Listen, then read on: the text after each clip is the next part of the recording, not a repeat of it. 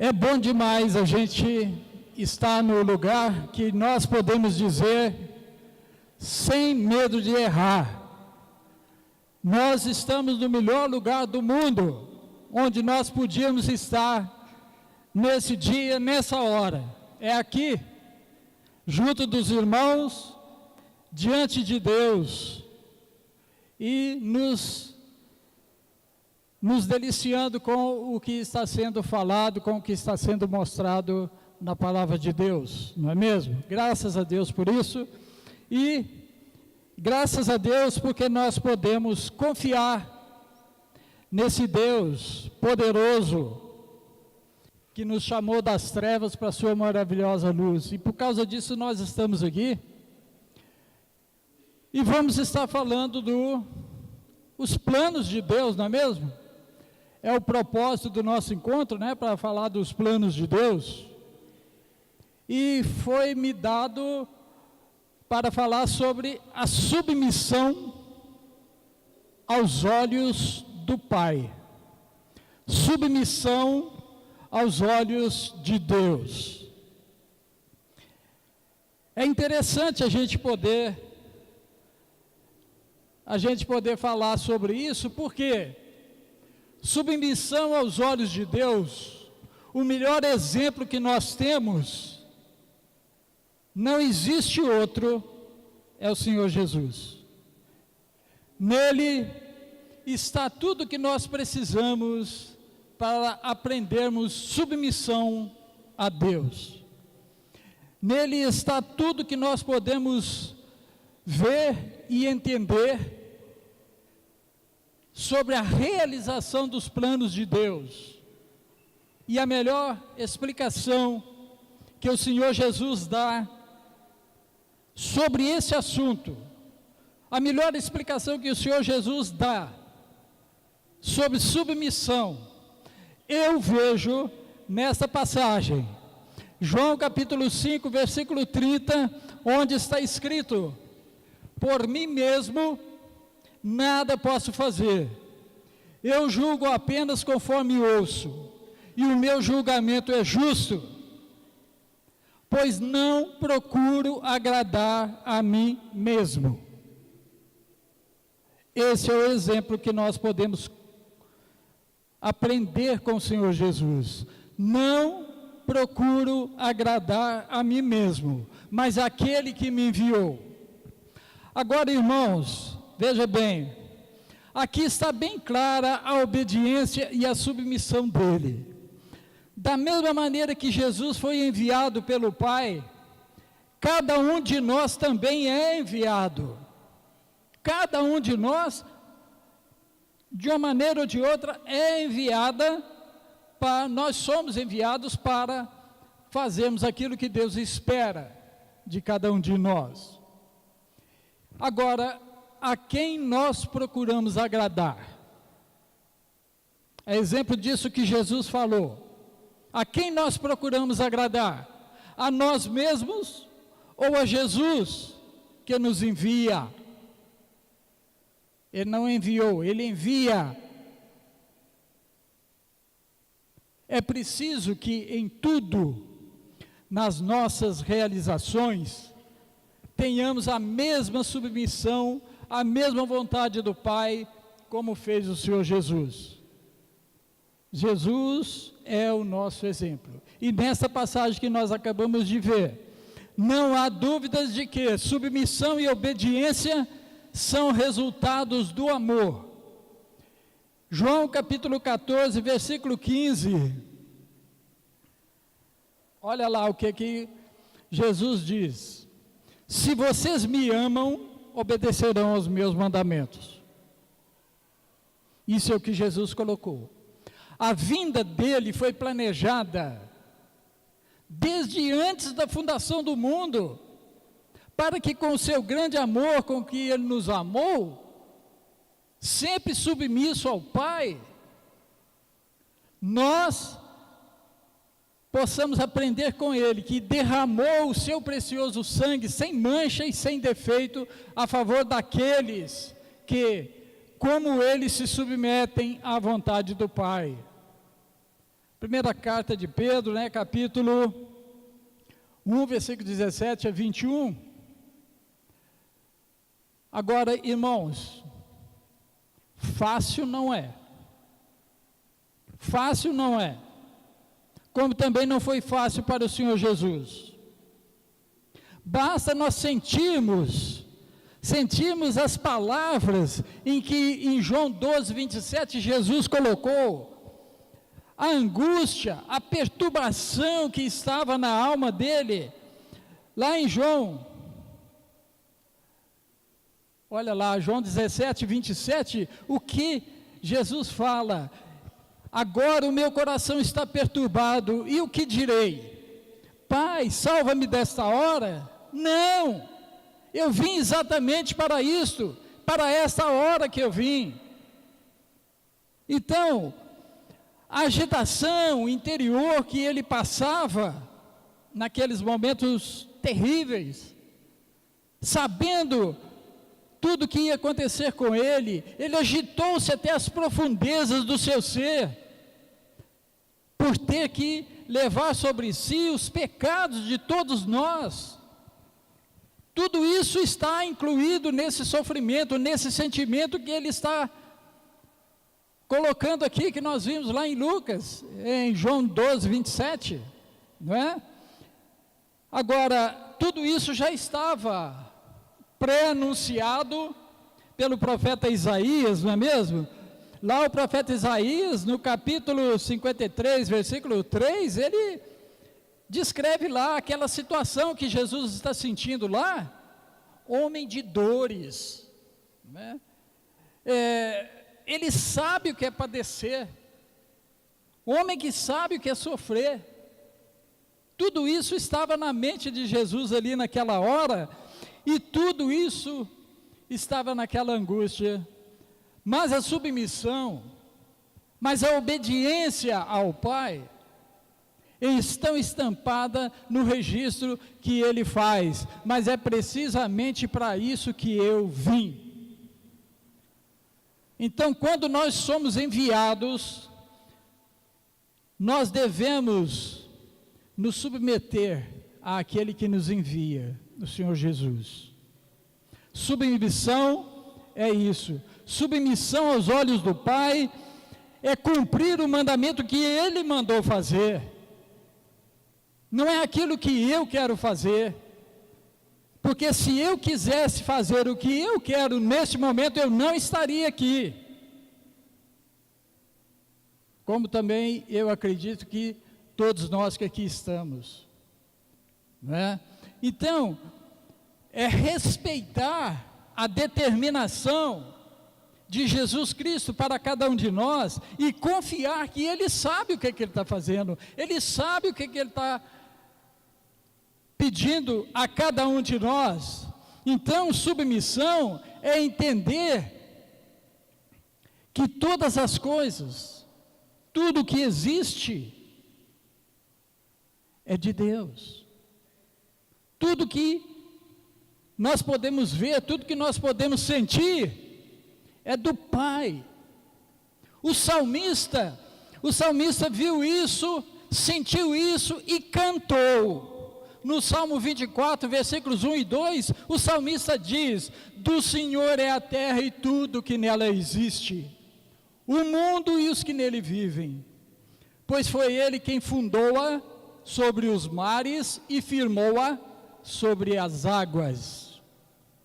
Cantou isso para o Senhor. E um outro salmista, o Etan também percebeu isso no Salmo 89, e ele canta para Deus: os céus são teus, e tua também é a terra, fundaste o mundo e tudo que nele existe, tu criaste o norte e criaste o sul, o Tabor e o Hermon cantam de alegria pelo teu nome. Submissão aos olhos do Pai é ouvirmos o Filho dele. Hoje nós vamos nos submeter a Deus quando nós damos ouvido ao que o Filho dele está falando. Isso está colocado para a igreja no capítulo 1 de Hebreus, versículos 1 e 2, não é? Lá está escrito, o Espírito Santo inspirou para que fosse escrito lá: há muito tempo Deus falou muitas vezes e de várias maneiras aos nossos antepassados por meio dos profetas. Mas nestes últimos dias nos falou por meio do Filho, a quem constituiu o herdeiro de todas as coisas e por meio de quem fez o universo. Na transfiguração de Jesus, eu gosto de ler esse texto. Parece, toda vez que eu vou ler, parece que é a primeira vez que eu vou ler esse texto. Mateus capítulo 17, versículo 5. Uma nuvem resplandecente os envolveu, e daquela nuvem saiu uma voz que dizia: Este é o meu Filho amado, em quem me agrado. Ouçam-no, esse é o meu Filho. Isso é mandamento, irmãos. Ouvir o Filho de Deus é um mandamento para a igreja de Deus. O que a Bíblia está contendo aqui, o que a Bíblia fala, é para o povo de Deus. Às vezes a gente pega um texto da Bíblia e quer pregar para qualquer um lá do mundo, sem que ele saiba e não tenha conhecimento de nada. Não é assim. Nós temos que ouvir o que o Filho de Deus está falando, e então a gente ir e pregar o Evangelho. Porque o apóstolo Paulo falou para os Romanos, capítulo 1, versículo 16, eu não me envergonho do Evangelho, porque ele é o poder de Deus para a salvação de todo aquele que crê, primeiro o judeu, depois o gentio. Então, irmãos, submissão e obediência por toda a Bíblia, em todos os cantos da Bíblia, não se separam. Submissão e obediência, ambas têm o mesmo umbigo, não se separam. Tudo isso que nós falamos, tudo isso que nós já vimos até aqui, é para que nós possamos entender que Deus quer para si um povo igual a Ele. Deus quer, tudo que Deus escreveu, tudo que Deus colocou na palavra dEle, é porque Ele quer para Ele um povo igual a Ele. A gente pode ver que o apóstolo Pedro trouxe lá do Velho Testamento e colocou no capítulo 1, versículo 16 da carta dele. Ele diz: sede santos porque eu sou santo, está escrito. Então é para a igreja fazer aquilo que foi colocado para Israel fazer, a igreja também tem que fazer. Sede santos porque eu sou santo. Agora, irmãos, mas a santificação, ela requer determinação, obediência ao que a Bíblia diz. É preciso que nós sejamos obedientes ao que a Bíblia diz, e a gente pode ver até lá em Tito capítulo 2, uma observação interessante sobre isso que nós estamos falando, que Deus quer para si um povo igual a Ele. Tito, capítulo 2, versículos 11 até o 14, olha aí. Tito 2, de 11 até o 14, a minha versão aqui é a NVI, e diz o seguinte: porque a graça de Deus se manifestou salvadora a todos os homens.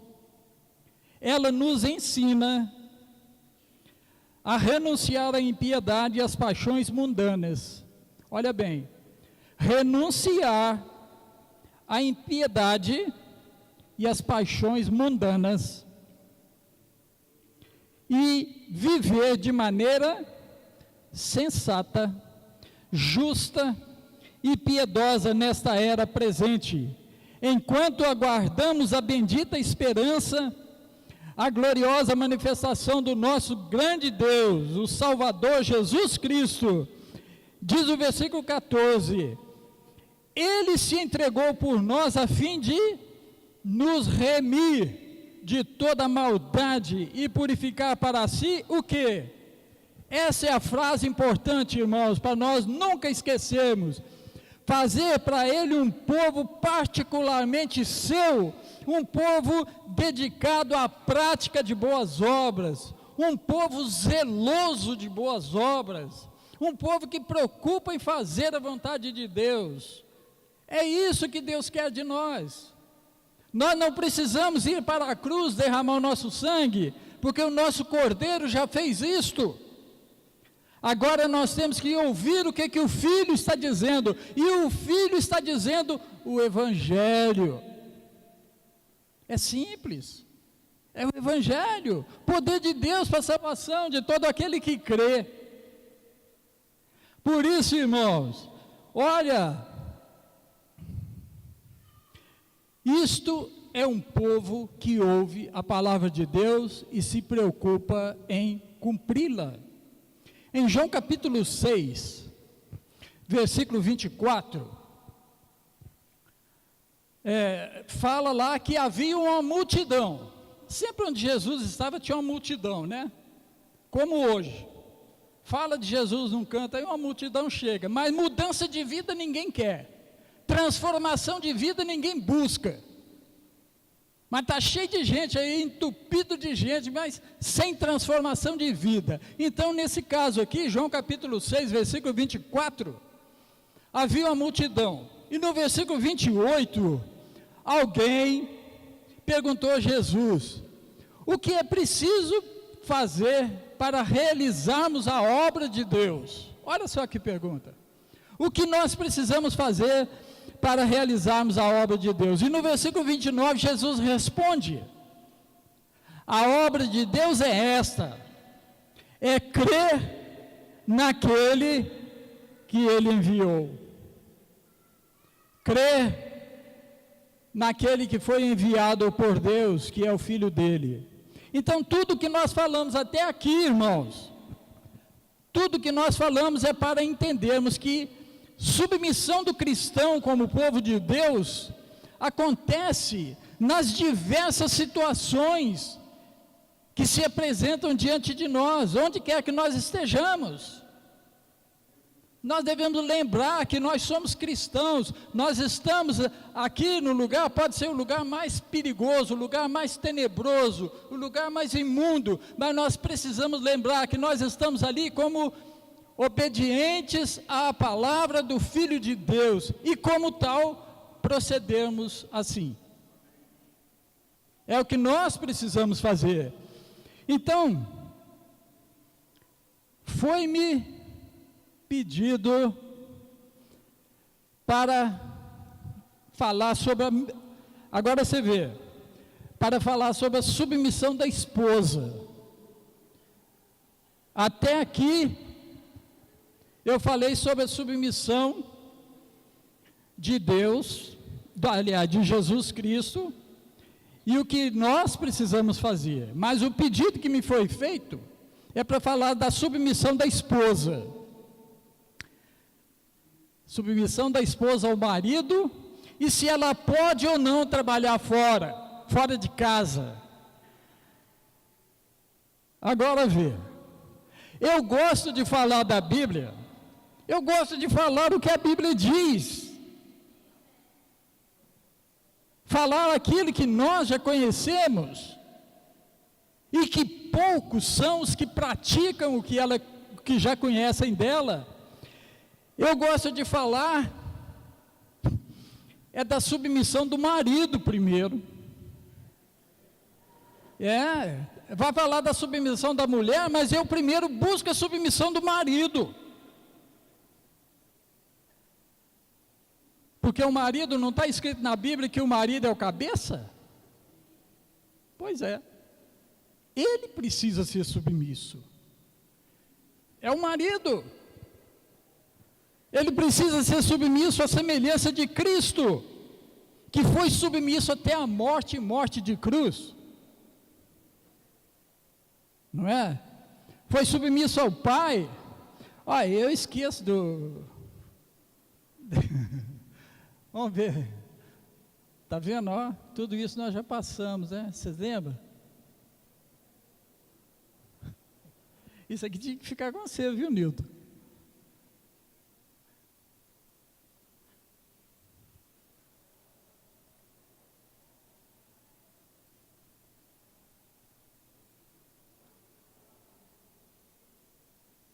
Aí, olha aí a submissão de Jesus. Ele foi submisso ao Pai ao ponto de desconsiderar-se. Não levou em conta o ser igual a Deus. Olha o que mais, ele desapegou-se. Ele não ficou grudado a isso, não, porque eu sou filho de Deus. Ele não fez isso, não é? Ele esvaziou-se. E nesse esvaziamento dele, ele tornou-se servo. Ele nos serviu com o sangue dele para nos purificar. Isso é obediência. Isso é submissão ao plano que o Pai fez. Tornou-se servo, tornou-se homem, porque se foi o homem que errou, então nós precisamos de um homem que obedeça. Não é? Então ele tornou-se homem, humilhou-se, porque sair da condição de Deus no ambiente celestial para vir aqui na terra, no nosso ambiente, ser como um de nós, é preciso ser humilde. É preciso. E assim ele foi e obedeceu até a morte na cruz. Então, irmãos, o homem que recebe a vocação de marido, ele tem que ser assim. A submissão do marido está comparado na Bíblia como a submissão de Cristo, ao que o Pai colocou para ele. Marido submisso a Cristo é assim, é desapegado do companheirismo de solteiro.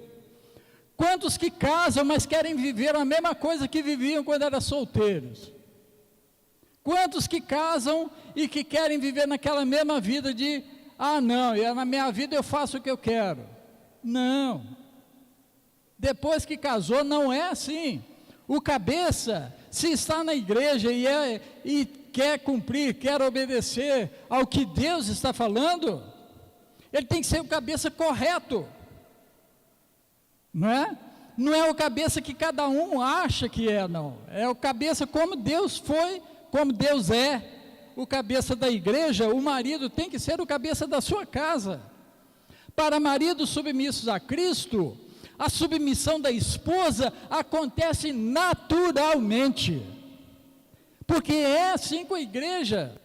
A igreja é submissa a Cristo, porque ele se submeteu ao Pai. Então, se o marido faz isso em casa, a esposa também vai fazer a ele. A submissão da esposa acontece de uma maneira tranquila, quando o marido é o cabeça como Deus determinou para ele ser, como Cristo é o cabeça da igreja. Muitos maridos não sabem o que é submissão, não sabem, acha que é mandar. Quem manda aqui sou eu, né? Igual já foi falado aqui hoje, mas não é não. O irmão respondeu correto, não é não. Maridos não se submetem à palavra de Deus, não obedecem à voz do filho e exigem submissão da esposa. Como que pode fazer isso? Se ele não faz o que Deus determinou a ele para fazer, como que ele pode exigir que a esposa faça? Se ele não tem o exemplo se Ele não dá o exemplo? Jesus é o nosso exemplo, em tudo, não é? Maridos insubmissos, desobedientes e sem bons exemplos, exigem das esposas os que eles não mostram e o que eles não fazem. Onde está o ser igual a Cristo? Onde está? É bom que os maridos entendam que submissão não é escravidão. Muitos subjugam as esposas, não é? Mas não é escravidão a servidão, a submissão. Submissão é como a igreja, a noiva, faz com Cristo o seu noivo. Obedece porque reconhece o exemplo e vê o exemplo dele. A igreja vê como que ele se entregou por ela. E mais, irmãos, o marido, ele não pode renegar os valores, os talentos que Deus deu à sua esposa, porque Deus deu dons, Deus deu talentos a todos nós, homens e mulheres. Muitos maridos querem acabar com isso das suas esposas. Elas têm dons, não é? Elas têm talentos dados por Deus. Submissão, a definição de submissão é essa, irmãos. Submissão é uma adesão espontânea da vontade de alguém à vontade de outrem. É a submissão da minha vontade à vontade de uma outra pessoa. Isso é submissão, mas é espontâneo. É quando eu vejo que eu preciso ser assim, eu devo ser assim, e mais importante, eu quero me submeter. Nós estamos aqui porque nós queremos nos submeter a Deus. Nós queremos, nós um dia dizemos sim para o Evangelho de Jesus Cristo, e por isso nós estamos aqui. Agora o marido precisa entender isso e desenvolver a sua função de marido, porque é um chamado, porque tem muita gente que não é marido, gosta de ficar solteiro, não é? Parece que não recebeu o chamado de ser marido, desenvolver a função de marido, desenvolver o papel, né? O exemplo é o Senhor Jesus, irmão. Submissão, veja bem o exemplo de Jesus. Lá em Lucas capítulo 2, versículo 51, deixa eu ver se está aqui. Não. Tá não. Lucas 2, versículo 51, veja bem o exemplo de Jesus. Ele tinha 12 anos e ele tinha ficado para trás lá no templo quando a família dele voltou para Nazaré, voltou de Jerusalém para Nazaré.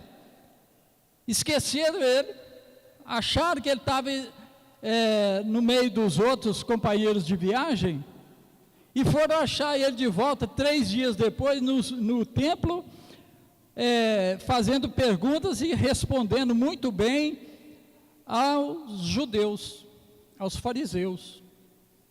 Então, nisso aí a gente vê que aos 12 anos, Jesus já sabia o que ele era, Jesus já sabia por que ele veio aqui, mas Lucas, essa passagem de Lucas conta para nós o quê?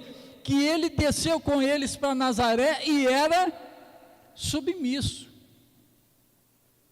Ele sabia o que ele era, sabia a função dele, já discutia com os líderes religiosos, respondia e fazia com que eles ficassem maravilhados, mas no entanto, ele desceu com seus pais terrenos para Nazaré e era-lhe submisso.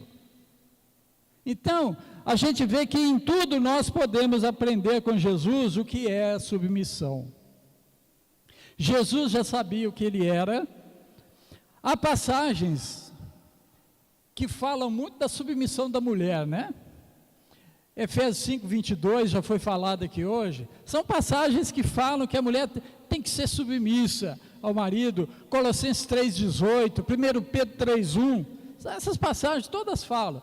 E vir aqui e ficar falando passagem como nós estamos fazendo, não adianta nada se nós não colocarmos no nosso coração que nós queremos fazer, nós queremos praticar, nós queremos fazer a vontade de Deus.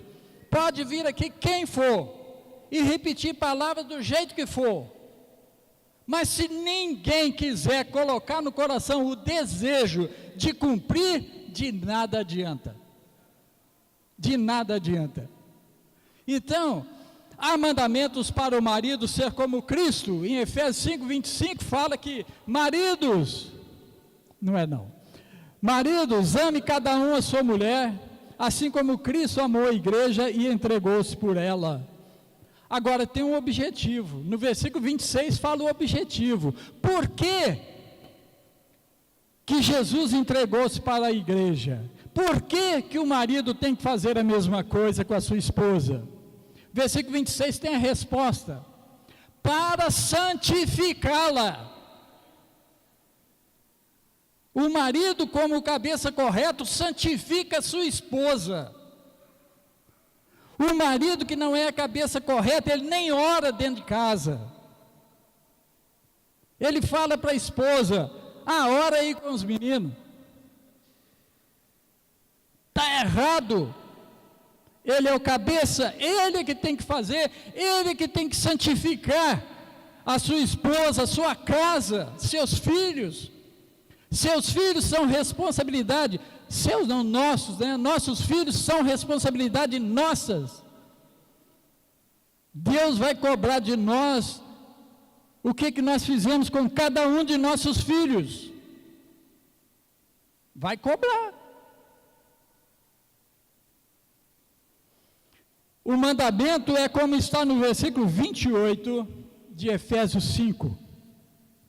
Da mesma forma, os maridos devem amar cada um a sua mulher como a seu próprio corpo. Quem ama a sua mulher, a si mesmo, ama a si mesmo. Ao marido que age como Cristo, a esposa adere espontaneamente a ele, porque ele já aderiu espontaneamente a Cristo. Entendam os maridos. Errei. Eu e a tecnologia. Entendam os maridos que essa adesão a Cristo não é vir assistir um culto por mês aqui, não. Porque tem muito marido que acha que está aderido a Cristo e aparece aqui uma vez por mês para assistir um culto. Assistir, não é participar, não. Tem diferença entre assistir e participar. Tem maridos que vêm aqui semana sim, semana não, e diz que é o cabeça da sua casa. É mentira, não é não. Tem maridos que vêm aqui de vez em quando, e quando volta para casa, critica a pregação, critica os irmãos, fala mal dos irmãos, só vê o que aconteceu de errado aqui. Nós somos humanos, né? Somos um grupo de humanos, é claro que vai ter coisa errada. Mas aí volta para casa só falando isso. E no carro vai falando mal dos irmãos, vai falando mal da pregação, vai falando mal disso, daquilo. E não lembra que os filhos estão ouvindo. Quem faz isso está tirando seus filhos da igreja. Está mandando seus filhos para o inferno. Não podemos fazer isso. Não é? Esse marido não cresce, esse marido não se santifica, esse marido não é o exemplo que os filhos precisam, e muito menos é o cabeça que a esposa quer e precisa. Toda esposa cristã, ela espera que o seu marido seja o sacerdote da sua família. Toda esposa espera isso do seu marido. Ele deve ser o sacerdote da minha casa, é o que está na mente dela, no coração dela. A igreja adere espontaneamente a Cristo porque reconhece o amor que Ele tem por ela e entende a salvação que Ele dá, e por isso nós somos batizados. É o nosso casamento com Cristo, é quando nós nos batizamos. Nós assumimos uma responsabilidade com Cristo. É a nossa adesão espontânea a Cristo, acontece no batismo. Quando nós falamos para Ele que Ele é o nosso Senhor. Vocês lembram disso? Pois é. Ali nós selamos a nossa união. Nós colocamos nossa aliança. Vejam a alegria da submissão. É coisa linda. João capítulo 14, vamos ler. João capítulo 14, versículos 21 e o 23. João 14, 21 e 23. Lá está escrito assim: quem tem os meus mandamentos e lhes obedece, esse é o que me ama. Aquele que me ama será amado por meu Pai, e eu também o amarei e me revelarei a ele. Se alguém me ama, 23 fala o seguinte: se alguém me ama, obedecerá a minha palavra, diz Jesus. Meu Pai o amará. Agora veja bem como que ele termina isso aí. Nós viremos a ele e faremos morada nele. Jesus, o Filho e o Deus Pai virá fazer morada no coração, na vida, nós podemos entender, na vida daquele que é obediente, daquele que obedece aos mandamentos que o Filho tem colocado. E sobre isso de revelar, que ele fala no final do versículo 21, e me revelarei a ele. O salmista, eu não posso deixar de falar de salmo, eu dou aula de salmo, então tem que falar do salmo. O salmista, Salmo 25, versículo 14, não é? Lá está escrito que Deus se revela àqueles que o temem. Os segredos de Deus, olha bem, 25:14, o Senhor confia os seus segredos aos que o temem. E agora a segunda parte do versículo, irmãos, olha que coisa linda. E os leva a conhecer a sua aliança. Os segredos do Senhor são para aqueles que o temem. Quantos que a gente ouve aí, mas eu não sei falar muito bem, é porque os segredos do Senhor não estão com ele. Isso está confessando que ele não teme ao Senhor. Porque quem confia, quem teme ao Senhor, os segredos dele são revelados a ele. O Senhor confia os seus segredos aos que o temem e os leva a conhecer a sua aliança. Agora, a outra parte que pediu para falar. A esposa pode trabalhar fora de casa? É dura, né? Eu vejo na Bíblia vários exemplos de esposas ativas fora do ambiente do lar, atividades extra-casa, e não há registro na Bíblia de reclamação dos maridos.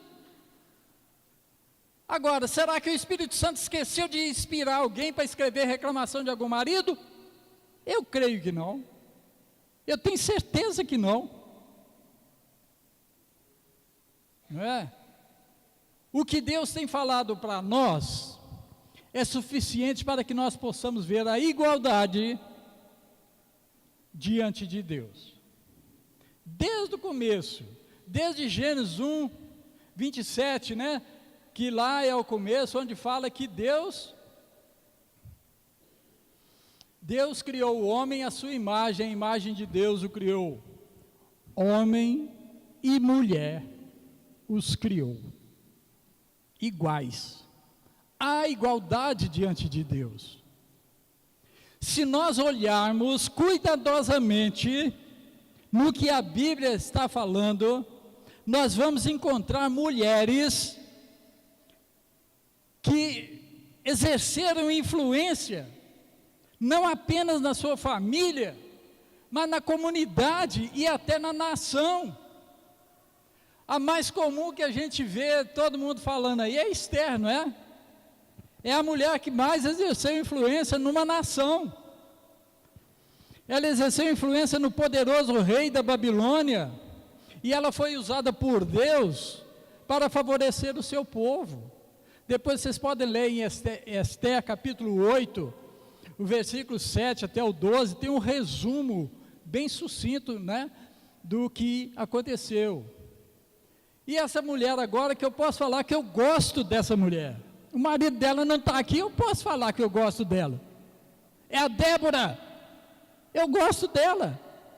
Por quê? Veja bem, é um belo exemplo de mulher ativa fora de casa, não é? Ela acumula 3 funções. Olha bem, no Juízes capítulo 4, versículo 4, nós vemos que Débora acumula 3 funções na vida dela. A primeira dela é que a esposa, ela profetiza, não é? Lá fala que Débora era profetisa. O segundo fato, a segunda função dela era esposa do Lapidote, esposa do Lapidote e juíza de Israel. Está vendo? 3 funções para essa mulher. E eu vejo, lendo todo o assunto dela, tudo que ela faz ali, eu fico maravilhado. Vamos ver lá, Juízes capítulo 4, versículo 6. Ó, tem olho no dedo. Juízes capítulo 4, versículo 6 até o 8. Olha só que coisa. Juízes 4, a partir do versículo 6 até o 8, diz assim: Débora mandou chamar o Baraque, mas esse Baraque não é o Obama, filho do Abinoão, de Quedes, em Naphtali, e lhe disse, olha bem, ela está passando para ele aqui o quê? Uma profecia que Deus deu a ela para falar para esse cara, para o Baraque. O Senhor, o Deus de Israel, lhe ordenou que reúna 10.000 homens de Naphtali e Zebulon e vá ao monte Tabor. Ele fará que Sísera, o comandante do exército de Jabim, vá atacá-lo com seus carros de guerra e tropas junto ao rio Quizon e os entregará às suas mãos. Agora, o versículo 8, qual que é a resposta desse general? Qual é a resposta do general do exército de Israel? Baraque disse para ela, se você for comigo, eu irei. Se você não for, eu não vou. Eu fico maravilhado com essas situações que a Bíblia coloca para nós, para a gente ver quanta gente usada por Deus para fazer o trabalho que Ele espera que seja feito, não é? O general falou com a profetisa Débora, eu só vou se você for, se você não vai, eu também não vou. Está vendo? Então, agora, a Débora, o que eu acho interessante nela também, no versículo 5, onde que era o escritório dela? Você já viu aí? Juízes 4, 5. Ela se sentava debaixo da palmeira. Era debaixo de uma palmeira que ela atendia o pessoal. Está vendo? Eu acho joia. E nessa guerra que foi colocada aqui, tem uma outra mulher, uma segunda mulher desponta aqui, é a Jael. Eu gosto da Jael também. Por quê? Pela atitude dela frente ao inimigo. Juízes 4, 17 a 21.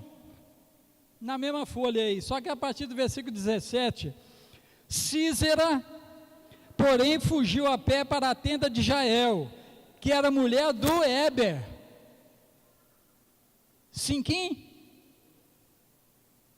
Tá bom. A tenda de Jael, que era uma mulher do Heber, pois havia paz entre Jabim e o rei de Azor e o clã do queneu Heber. Agora o 18. A Jael saiu ao encontro de Sísera e convidou: venha, entra na minha tenda, vem meu senhor, não tenha medo. Ele entrou e ela o cobriu com um pano. Aí ele disse: eu estou com sede, por favor, dê-me um pouco de água. Ela abriu uma vasilha de leite feita de couro e deu-lhe de beber e tornou a cobri-lo. Versículo 20. Sísera disse à mulher: fique à entrada da tenda, se alguém passar e perguntar se há alguém aqui, responda que não. Vê se ela ia mentir. 21. Entretanto, Jael, mulher de Heber, apanhou uma estaca da tenda e um martelo e aproximou-se silenciosamente, enquanto ele, exausto, dormia um sono profundo, e cravou-lhe a estaca na têmpora até penetrar no chão, e ele morreu. Quer dizer, uma mulher vibrante, forte, atenta, não é? Agora, vemos duas mulheres exercendo grande serviço à nação, e não há registro de reclamação de seus maridos.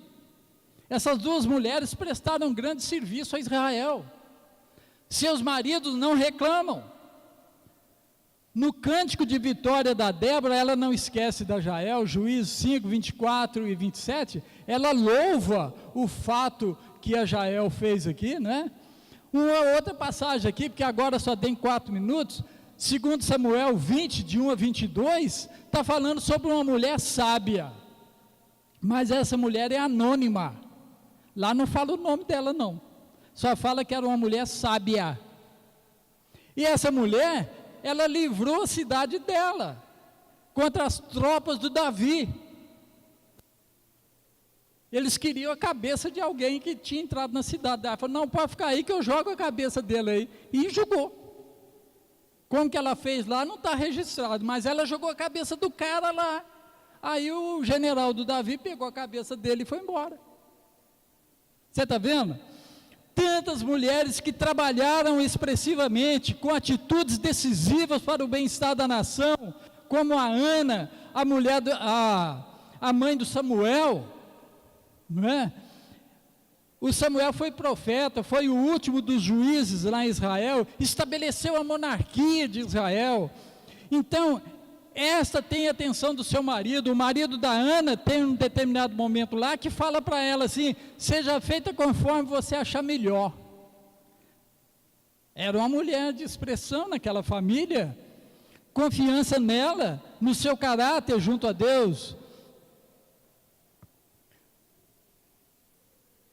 Mas para os padrões da época, nós vamos ver que o Eucana, o marido da Ana, ele era um marido cabeça, correto, porque a lei estabelecia o quê? Que uma vez por ano, todo homem tinha que ir lá na tenda da congregação para louvar, para fazer as suas ofertas a Deus. E o Eucana, se você olhar no versículo 3, lá está registrado que ano a ano ele subia para adorar, ele e a sua casa. Ele era um cabeça correto, ele fazia aquilo que Deus esperava. Por isso a Ana foi atendida, não é? A Joquebede desafiou o poderoso Faraó, e Deus abençoou ela de tal forma que ela pôde criar o filho dela, o Moisés, com o dinheiro do governo. O governo do Egito financiou a Joquebede para criar o Moisés, o próprio filho dela. Ele foi criado com dinheiro público, mas Deus abençoou, e assim foi. Tem Abigail teve grande influência diante de uma insensatez do marido dela, diante do Davi. O Davi já tinha disposto no coração dele que ia arrasar a família. Mas Abigail, ela correu lá e intercedeu. Então, irmãos, tem a Uda, esposa do Salum, que era responsável do guarda-roupa do rei, né? Ela era profetisa, falou forte naqueles dias, quando a Bíblia de Israel tinha sido perdida. O rei Josias achou a Bíblia, né? Mandou alguém fazer uma limpeza lá no fundo do templo lá. Achamos o livro da lei, está aqui. Agora você vê que ele nem fazia parte das atividades. Então nessa época, o rei Josias manda, vamos ouvir o que Deus tem a falar. Quem é que vai falar por Deus lá? É a Uda, uma profetisa. E fala, né? Aí todo mundo tem que calar, porque é Deus que está falando. A Ruth nem era israelita, e ela consta na genealogia de Jesus.